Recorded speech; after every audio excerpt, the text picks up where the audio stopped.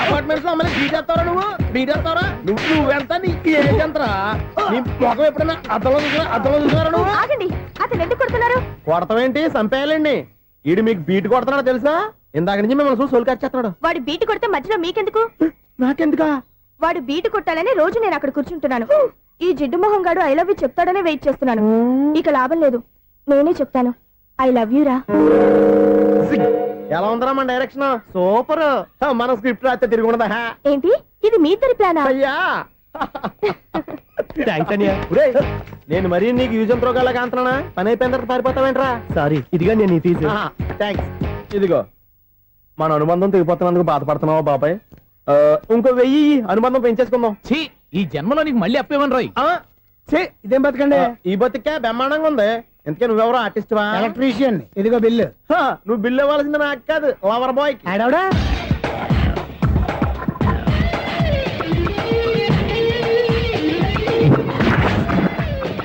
Welcome madam, may I help you? చేసి help చాలు గాని పెద్ద మోడల్ డ్రెస్ కుడతానని చెప్పేసి ఏంటి కొండ జతలు వేసుకుని రోజు కుట్టావు?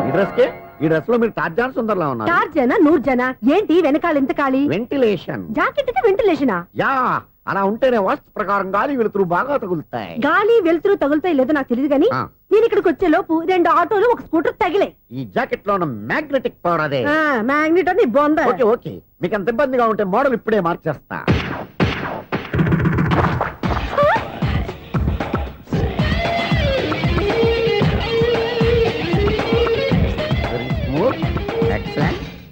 ఇప్పుడు వెనక్కి తిరిగి నా కళ్ళతో చూసుకోండి. నీ కళ్ళెందుకు? నా కళ్ళేవా? ఎంత చేంజ్ నోట్లో ఇవ్వండి. షూర్ నీ చేతుల్లో చాలా పంతరం ఉంది. చేతుల్లోనే కాదు, ఒళ్ళంతా పంతనమే. ఇదిగో ఈ 100 తీసుకో. ఇక మీద ఎప్పుడు నా బ్లౌజులు ఇలాగే కుట్టాను. ఓకే? యా. చూసావా మన టాలెంట్? వచ్చిన ఆడవాళ్ళందరినీ ఇలా మూడేసి అలా పడగొట్టేస్తున్నావు. నీ సూదికి ఇంక తిరగలేదా? కరెంట్ బిల్ అండి. కట్టేసి. నేనెందుకు కడతానండి? నేను ఎలక్ట్రీషియన్ ని. బిల్లు ఇవ్వడానికి వచ్చాను. అనుకున్నానులే, కరెంట్ తీగ మీద కాకిలాగా నల్లగా మాడిపోయింటే ఎలక్ట్రీషియన్ అనుకున్నా. ఇలాగే సార్, వినాయక చవితి కదా, కొంచెం ఏదన్నా చేతులు పెడితే బాగుంటుందేమో ఆలోచించండి. చేతిలో ఏమన్నా పెడితే ఏం బాగుంటుంది కానీ ఇదిగో ఇది పెడతాను, తీసుకో. లంచం తీసుకోవటం మహానేరం. చెప్పడానికి నువ్వాడరా? అపరిచితుడు. మీ వంద మీరు ఉంచుకోండి, చూడటానికి తీసుకున్నాను అంతే. బాయ్. లంచం ఇవ్వడం కూడా నేరమే. ఇలాగే రాక్కు దబ్బడం నేరం కాదన్నమాట. ఏంటయ్యా ఈ చిత్రం? ఆ పెద్ద నుంచి వచ్చిన మేనేటర్ తిప్పించేస్తాడేటి? ఇది నీకు విచిత్రం గానీ నాకు మామూలుగా ఎప్పుడు జరిగే విషయమే. అదే మామూలుగా జరిగే విషయం ఏంటని? అంటే ప్రతి ఇంట్లో జరిగే విషయాలని నీకు చెప్పాలా? పోస్ట్ మ్యాన్ కదయ్యా, మాత్రం మ్యాటర్ పోస్ట్ చేయలేవా? నీ కరెంట్ పనులు నువ్వు చూసుకో. నా స్విచ్ లో ఏలెట్టావనుకో మీటర్ ఎర్రని తిరుగుద్ది. ఈసారి చూడండి మేడం, ఇది కూడా చూడండి మేడం. చెప్పనా ఇది ఎలా ఉంది? నీకు సారీ బాగుండదా? బాగుండదా బామ్మగారు? ఈ పోచంపల్లి సారీ మీకైతే సూపర్ ఉంటది. ఏంటయ్యా నేను ఎలా కనపడుతున్నాను? ఇది సన్యాసులు కట్టుకునే చీర. లేటెస్ట్ గా ఏదైనా షిఫన్ చేసి చూపించు. ఈ చీర చూడండి మేడం. ఈ సారీ ఎంత? 1300 అమ్మా. 1300? ఎందుకయ్యా దాన్ని 1300? ఒక్కసారి అవుతుందే డోర్ కట్టిన కూడా పనిచేయవు. ఇచ్చే రేట్ చెప్పు. ఏమయ్యా ఆఖరిసారిగా అడుగుతున్నాను, 300కి ఇస్తావా? అంత రేట్ ఏందిలే మేడం, ఫ్రీగా తీసుకోండి. ఏం ఒళ్ళు బలిసిందా? ఒంటరిగా ఉన్నాను కదా అని సరసాలు అడగా అనుకున్నావా? నేనా? నీతోనా? ఏ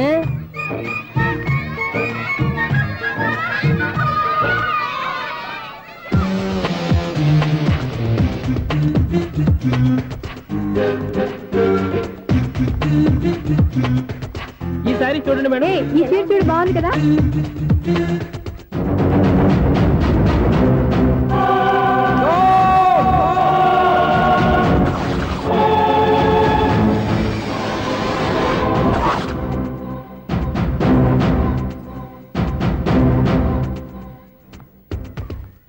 మీరు అసలు మనుషులేనా? ఇక్కడ ఇంతమంది ఆడవాళ్ళు ఉన్నారు, అక్కడ పసిపిల్లాడు బావిలో పడబోతుంటే ఎవరు పట్టించుకోరా? అయ్యో పిల్లాడు ప్రాణాలు పోతున్నాయని ఎవరు పరిగెత్తరా? చీరలో బట్టలు కొనుక్కోవచ్చు, తప్పలేదు. కానీ పిల్లలు ఏం చేస్తున్నారు, ఎక్కడున్నారు అని గమనించాల్సిన అవసరం మీకు లేదా? నేను ఒక్క క్షణం ఆలస్యంగా వచ్చుంటే మీ బట్టలు అతని ప్రాణాలు రక్షించేవా? మీ చీరలు అతని ప్రాణాలు పోసేవా? ఒక నిండు 100 ఏళ్లు బతకాల్సిన ఓ పసివాడి నిండు ప్రాణాలు ఒక నిండు బావిలో పడి. ఏమైంది అంకుల్?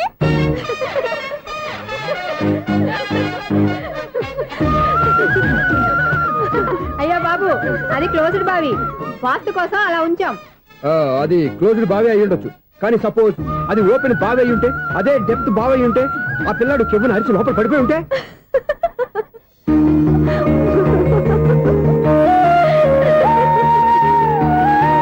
నవ్వడం కాదు, అందరూ ఆలోచించాలి. నవ్వడానికి 1 నిమిషం చాలు, ఏడవడానికి 1/2 నిమిషం కూడా పడదు.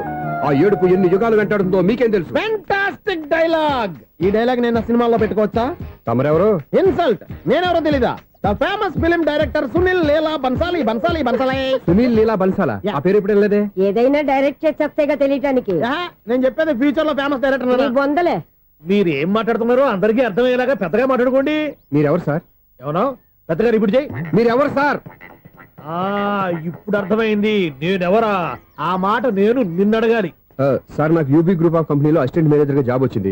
ఉండటానికి ఒక ఫ్లాట్ కావాలి. అర్థమైందా? అద్దెకి ఫ్లాట్ కావాలంట. ఎందుకు వస్తున్నా నాకు ఏమైనా చూడనుకున్నావా ఏంటి? ఆ మాట నువ్వే పబ్లిసిటీ ఇవ్వక్కర్లేదు. అచ్చరే, ఇంతకీ నువ్వు బ్యాచులర్ వేరా?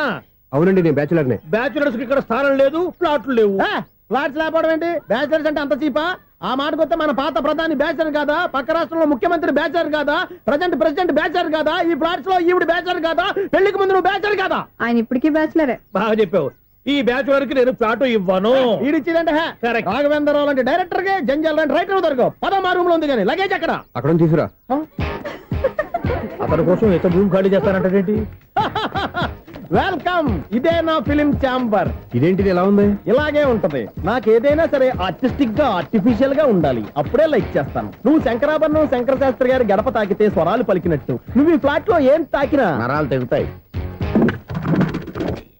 ఈడేంటి పట్టపగల తాగేస్తున్నాడు? వీరికి ఇంకో క్వాలిటీ కూడా ఉంది. కాస్ట్యూమ్ డిజైనర్ కూడానే. సమంత ఫాక్స్ దగ్గర నుంచి సుమంత దాకా ఈడే కొడతాడు. ఏంటి చెప్పులా? కాదు, బట్టలు. చూస్తుంటే అలా లేడు. అయినా బట్టలు కుట్టేవాడి రూమ్ లో పెట్టుకుంటాం ఏంటి? వాడేవాడు నన్ను పెట్టుకోవడానికి, వాడిని నేను పెట్టుకున్నాను. అంటే ఈ ఫ్లాట్ నీది కదా? టాలెంట్ తప్ప ఈ ప్రపంచంలో నాకంటూ ఏదీ లేదు. నా అదృష్టం కొద్దీ ఆయన ఈ ఫ్లాట్ ని అద్దెకి తీసుకున్నాడు. అందులో సగం నాకు అద్దెకిచ్చాడు, అందులో సగం నేను నీకు అద్దెకిస్తా. ఓహో, అండర్స్టాండింగ్. ఆహా. ఇంతకీ అద్దె ఎంత? అది నన్ను అడుగు. 6,000. అయితే 2,000 ఇస్తే సరిపోతుంది. ఎలా సరిపోద్దండి? ఆయన ఈ ఫ్లాట్ ని 6,000కి అద్దెకి తీసుకుని అందులో సగం 2,000కి నాకు అద్దెకిచ్చాడు, అందులో సగం 4,000కి నేను నీకు అద్దెకిస్తాను. ఈ లెక్క ఏంటి ఇంత కన్ఫ్యూజ్ గా ఉంది? నీకే కాదు, మొదటి నుంచి వాడు నాకు కూడా అలాగే చెప్తున్నాడు. ఈ కన్ఫ్యూజన్ ఏమీ లేకుండా ఉండాలంటే 4,000 ఇచ్చేయండి, సరిపోద్ది. 4,000 మరీ టూ మచ్ గా ఉంది. అయితే 6,000 ఇచ్చేయండి. ఏయ్, సునీల్. చీకటి పడిందంటే ఊళ్ళో లైట్లు నిలిగితే నా కంటిలో లైట్లు ఆరిపోతాయి. నా కర్మ కొద్దీ ఈ వాచ్మెన్ ఉద్యోగం తప్ప వేరే ఏవి దొరకలేదు. రేసీకటి అని చెప్పారనుకో, ఉన్న ఉద్యోగం పోయి బతికే చీకటి అయిపోద్ది. అసలు ఇంతకీ లైట్ వెలుగుతుందా లేదా?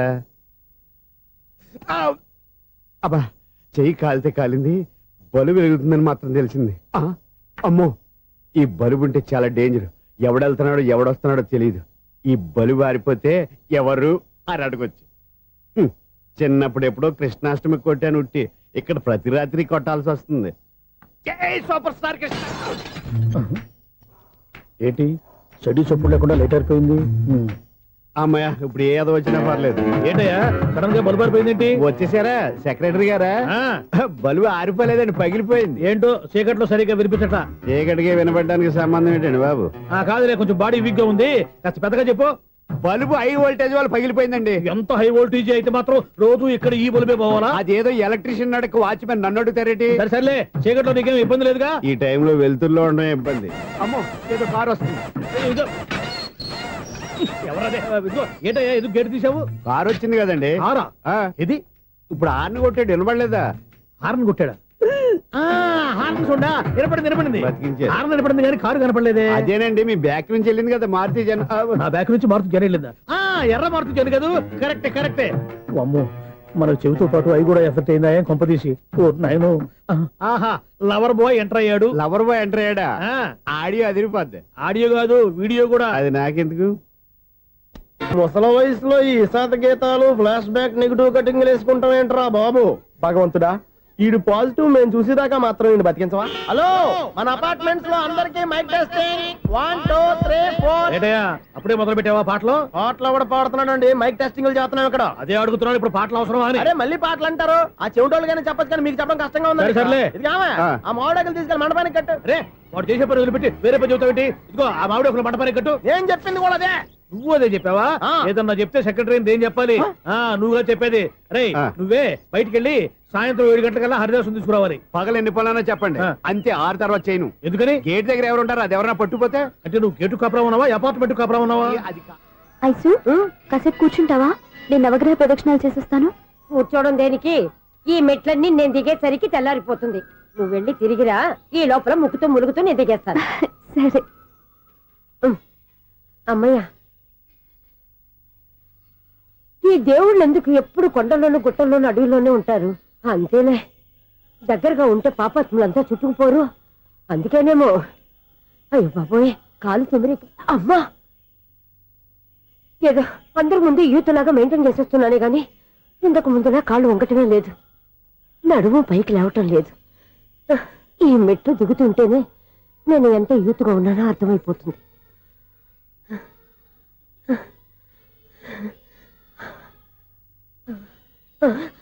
అయ్యో బాబాయ్, ఎన్ని మెట్లెక్కి మళ్ళీ దిగొచ్చానా? ఇంతకు ముందులాగే ఎన్ని మెట్లెక్కలేను గాని ఇక్కడి నుంచే దండం పెట్టుకుంటాను. ఆ బ్లెస్సింగ్స్ లేవు అక్కడి నుంచే పడి. ఈ వయసులో మళ్ళీ ఇన్ని మెట్లు నేను ఎక్కలేను బాబు. ఎందుకు ఎక్కలేరు? మీ కోరిక నేను తీరుస్తాను బామ్మగారు. మళ్ళీ ఏం కొరివి పెట్టబోతున్నావురా? కొరివి కాదు బామ్మగారు, కోఆపరేషన్. హనుమంతుడు సంజీవుని పర్వతాన్ని ఎత్తుకెళ్ళి ఒక్కడికి కూడా కింద ఎట్టకుండా ఎత్తుకెళ్ళిపోతా. నన్ను దింపండి రా, నా మాట వినండి రా. హెల్పింగ్ విషయంలో నేను ఎవరి మాట విన్నాను. నేను కూడా. ఎవరే సీతయ్యానికి దండం పెడతాను రా. బామ్మగారు ఎన్నిసార్లు చెప్పాలి నా పేరు సూర్య అని? ఏదో ఒక ఆర్య, నన్ను దింపండి రా, మీకు పుణ్యం ఉంటుంది. మధ్యలో దింపేస్తే మాకు పాపం వస్తుంది. ఒరే, మిమ్మల్ని మెట్ల మీద నుంచి తోసేయ్యా, నన్ను వదలండి రా. చూసావా బెదరు, పండు ముసలి కదా అని పందిలో మోసుకెళ్తుంటే భోజనం వేసుకుని ఇష్టం తిట్టేస్తుంది. బామ్మగారు నోరు మూసుకుని రామారామ అనుకోండి. నోరు మూసుకొని రామరామాన్ని ఎలా అనమంటావు? మేము నోరు మూసాం, మీరు మనసులో అనుకోండి. బామ్మ వచ్చేసాం. వచ్చామండి. అబ్బా, చూసావా ఎంత ఈజీగా పైకి తీసుకొచ్చావా? ఇప్పుడు హ్యాపీయా? హ్యాపీయా కదా నువ్వు? అమ్మయ్యా, ఈ రోజుకి ఒక పుణ్యకారం పూర్తి చేసాం. ఇప్పుడు కూడా స్ట్రైట్ గా దేవుడి దగ్గర దింపేసేవాడు. కానీ ఈ కాస్త దూరం నడిస్తే నీకు పుణ్యం వస్తుంది కదా. ఇదిగో బామ్మగారు, లోపలికి వెళ్ళి మీరు ఒక్కళ్ళే దండం పెట్టుకోవడం కాదు, మా ఇద్దరు పేర్ల మీద కూడా 2 దండాలు పెట్టేసుకోండి. మీ ఆనందం చూస్తుంటే మా పేర్ల మీద అభిషేకం చేయించాలి. బామ్మగారు మెట్లెక్కలే కష్టపడుతుంటే మేమే ఈజీగా పైకి తీసుకొచ్చాం. Helping nature, helping tendency. ముసలిదైనా బరువు బండి ఉందండి బాబు. ఐసు, నువ్వు కిందకి దిగాలి కదా, వాళ్ళు పైకి తెచ్చావంటారేంటి? కర్మ, అదేనమ్మా నా కర్మ. ఎంతో కష్టపడి ఒక్కొక్క మెట్టే కూర్చుంటూ పాక్కుంటూ ఆయాసపడి కిందకి దిగితే ఆ వెధవులు నన్ను తీసుకొచ్చి ఇక్కడ పడేశారు. వాళ్ళు ఎత్తుకొస్తూ ఉంటే నువ్వేనా వద్దని చెప్పొచ్చు కదా. నన్ను ఎక్కడ చెప్పనిచ్చారు? పైగా గట్టిగా నోరు మూసేస్తే చంటి పిల్లని తీసుకొచ్చి ఇక్కడ పడేశారు గాడిదలు. పైగా హ్యాపీ అంటే హ్యాపీ. బాబోయ్, ఇన్ని మెట్లు మళ్ళీ నేను ఎలా దిగగలను? నా వల్ల కాదు బాబోయ్. అతని సారి వస్తే ఇలాంటి హెల్ప్ లేవి చేయొద్దని చెప్పు. ఎలా చెప్పును?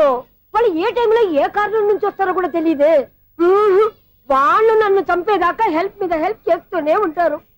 నేను చెప్పాను కదా ఐసు, వాడికి పెద్ద లూజ్ అని. నేనున్నాను కదా. అలాగే, వాళ్ళు వచ్చే లోపల మనం వెళ్ళిపోదాం. అయ్య బాబాయ్, ఆ బండారు వచ్చేస్తున్నాడు. Ice, ice, ice.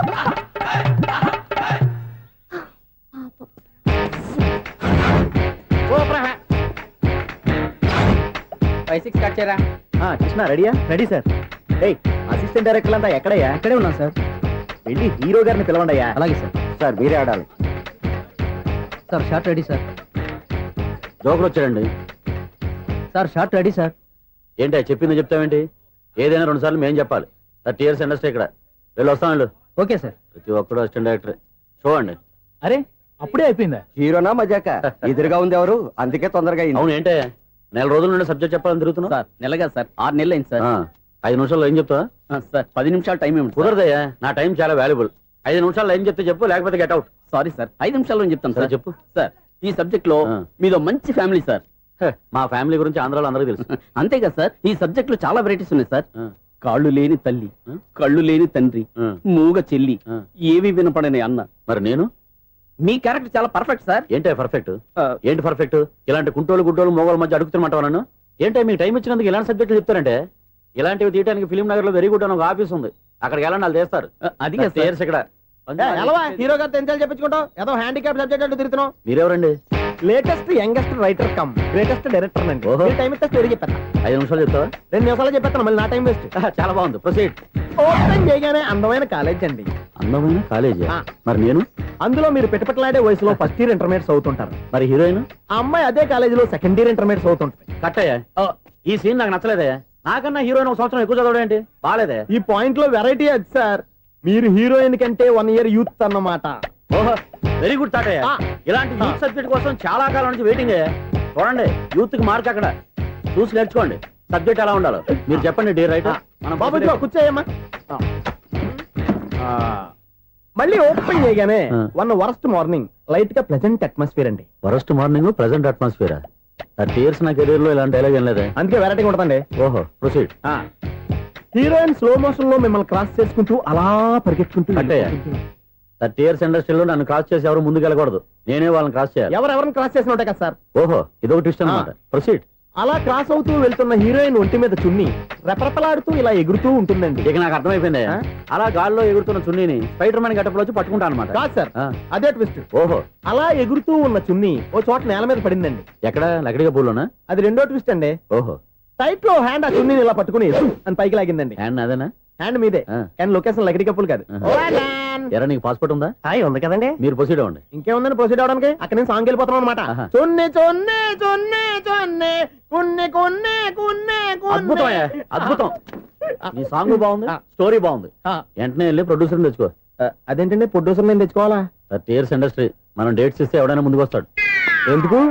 ఆత్మహత్య చూడనుగా.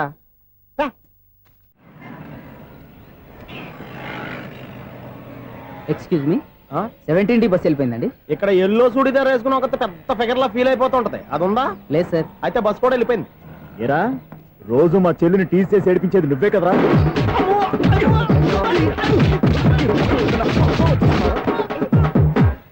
నాయన ఇంకోసారి నా చెల్లి జోలికి వచ్చావా చంపేస్తా. జాగ్రత్త. ఫోన్లే కదా అని మాట సాయం చేస్తే దెబ్బలు తినాలా?